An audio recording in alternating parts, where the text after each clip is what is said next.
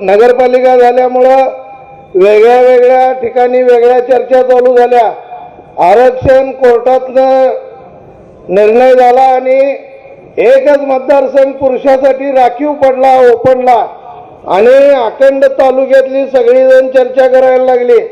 इथं कोण राहणार, आमदारचं पोरगं राहणार, सून राहणार, मग इथला राहणार का बाहेरचा राहणार।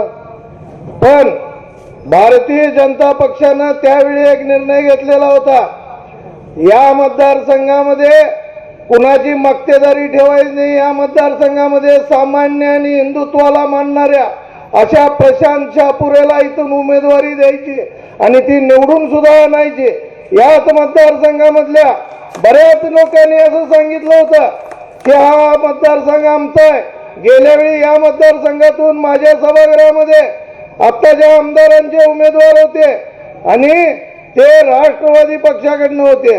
आता तो पक्षच उडकायची पाळी आल्या, तालुक्यातच कुठं दिसना झालाय। म्हणजे यांची कर्म असे ज्यांच्याबरोबर जातात त्यांना अखंड पक्षाला गडप करतात आणि स्वतःचा पक्ष।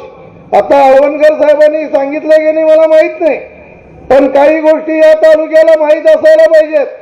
ज्यावेळी लोकसभेची निवडणूक झालेली होती त्यावेळेला स्वतः मुख्यमंत्री शिंदे साहेबांनी आम्हाला कोल्हापूरला बोलवलं, शिरोळवाल्यांना, आणि सगळ्यांना सांगितलं की तुम्ही खासदार साहेबांच्या बद्दल काय नाराजी असू दे, काही असू दे, आम्हाला काही सांगायचं नाही। महायुती म्हणून प्रचार करायचा, मोदी साहेबांना पंतप्रधान करायला एक खासदार आपल्याला पाहिजे। या तालुक्याने इतिहास घडवला। या तालुक्यामध्ये महाविकास आघाडीनं सांगितलेलं होतं की इथं आम्ही 20,000चं लीड देणार, 25,000चं लीड देणार। त्यावेळी भारतीय जनता पक्षाचा कानाकोपऱ्यातला कार्यकर्ता लाभला आणि त्या धैर्यशील मान्यांना इथं आपण लीड दिलं। त्याच पद्धतीने या विधानसभेला या आमदारांनी दिवाळीच्या पाडव्या दिवशी आम्हाला बोलवून घेतलं। मध्यस्थी चंद्रकांत दादांनी आणि मुन्ना साहेबांनी केली आणि सांगितलं येणाऱ्या सगळ्या निवडणुका, नगरपालिका, महानगरपालिका, जिल्हा परिषदा आपण एकत्र लढायच्या।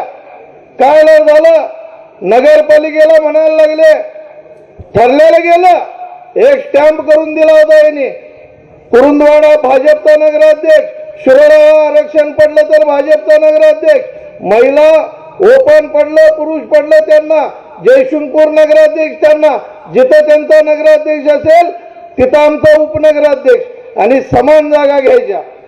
ज्यावेळी चर्चेला बसलं त्यावेळी नवीन फंडा काढला त्याने, आमचीच माणसं पळवून नेली, रामभाऊ तात्यालाच नेला अखंड।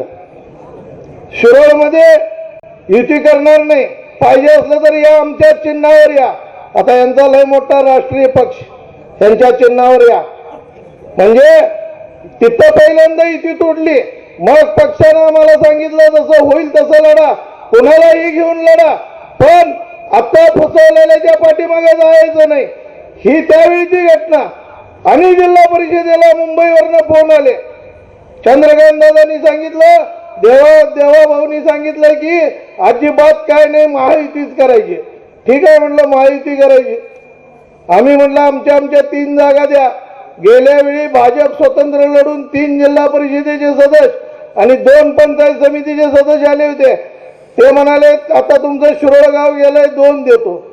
आम्ही म्हटलं मुन्ना माडिक साहेब होते, हळवणकर साहेब होते, आम्ही म्हटलं ठीक आहे 2 तर 2 द्या। आता सावकर माधनाईक एक नवीन आले, त्यांना 1 द्या। नाही म्हणायला लागले 2च देणार। शेवटी नेत्यांनी सांगितलं 2 तर घ्या। चंद्रकांत दादा म्हणायला लागले ठीक आहे 2 घ्या, उगीच युती तोडायला नको। 2 घ्या ते घ्या। 2 दिवस राहिले फॉर्म भरायचे आणि यांचा निरोप आला प्रकाश आवाडे साहेबांच्याकडून, काय नाही 2 देणार गेलं, माझ्याच चिन्हावर लढायचं। हा, माझ्याच चिन्हावर लढायचं। आम्ही पक्ष कुठं काय मग कशात ह्याच्यात नेऊन सोडू काय आम्ही, पांढरपोळा, आमच्याच चिन्हावर लढायचं। ठीक आहे म्हटलं। चंद्रकांत दादा म्हणायला लागले मी एकदा घरी जाऊन येतो। चंद्रकांत दादांसारखा राज्याचा नेता यांच्या घरापर्यंत गेला तरी सुद्धा यांची मस्ती उतरेना, म्हणून भारतीय जनता पक्षाने निर्णय घेतला जमेल तिथं कमळावर लढायचं आणि राहिलेल्या ठिकाणी मात्र मस्ती उतरवायची। मी काय टाकाला जाऊन मोगा बेगा खायला पोच नाही, माझ्याकडे हे धंदाच जमत नाही। त्यामुळं जी मस्ती आहे पैशाची कुणी लावली हो सवय. लोकसभेला पाया पडत आले, आमदारकीला पाया पडत आले आणि आमदारकी झाल्याबरोबर नगरपालिकेला आमचीच माणसं सोबत घेऊन माझ्या एवढ्या सीटा आल्या. आत्ता मैदान जवळ आहे 7 तारखेचं. यावेळी या शिरोळ तालुक्याची जनता दाखवून दिल्याशिवाय राहणार नाही. कोणी सवय लावली पैशाची? कोण कोण दिले? लोकसभेला 500 वाटले, आमदारकीला 1500 वाटले, आता जिल्हा परिषदेला पण लई वाटणार आहेत. मग येणाऱ्या काळामध्ये तुमच्या माझ्यासारखा सामान्य कुटुंबातला जर एखादा गरीब कार्यकर्ता निवडणुकीला राहणार असेल, त्यावेळी लोकांना एक रोग लागलेला असेल, पैसे दे नाही तर मतदान करणार नाही. आणि तो निवडून आलेला पण म्हणेल मग अजिबात नाही, पैसे घेतलाच काय फुकट मतदान दिला नाही. त्यामुळं हे काळ, हा काळ आणि लागलेली कीड हे बदलण्यासाठी म्हणून ही निवडणूक महत्वाची आहे. का कमळ चालत नाही, तारदा खोतवाडीला कसं चालतंय? हा पोरग्याचं लगीन होणार आहे, आत्ता साखरपुडा झालाय की नाही? आमच्याकडे पोरगीचं नाव केव्हा बदलते? लगीन झाल्यावर. नवऱ्याकडचं नाव केव्हा लागतंय? तिथं सांगायला लागलेत ते पाटील नावावर लावलंय म्हणा आम्ही, म्हणजे लगीन व्हायच्या अगोदर कमळ चालतंय आणि शिरोळमध्ये चालत नाही. तो धंदा आता बास करायचा. आम्ही पण याच तालुक्यातले आहे. आम्ही जर नसतो, आम्ही जर भाजपवाले नसतो तर विधानसभेचा निकाल वेगळा लागला असता. कुणाच्या मस्तीवर सांगायला लागलाय मी आमदार आहे म्हणून? 2000 कोटीची कामं केली. ज्यावेळी महाविकास आघाडीत होते 500 कोटीची कामं झाली नव्हती आणि महायुतीच्या सरकारमध्ये आले 1500 कोटीची कामं केली.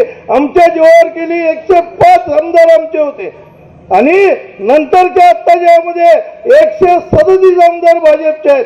म्हणून ही मस्ती चालू आहे.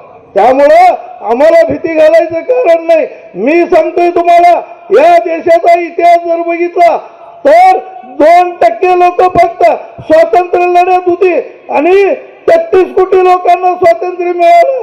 कितीही कमी असू देत, घराघरात जाऊन सांगा, हा पैशाची मस्ती उतरवण्यासाठी प्रशांतच्या पुढे आणि हा खोसरे निवडून यायला पाहिजे. एवढं सांगतो आणि सांगतो. जय हिंद, जय भारत.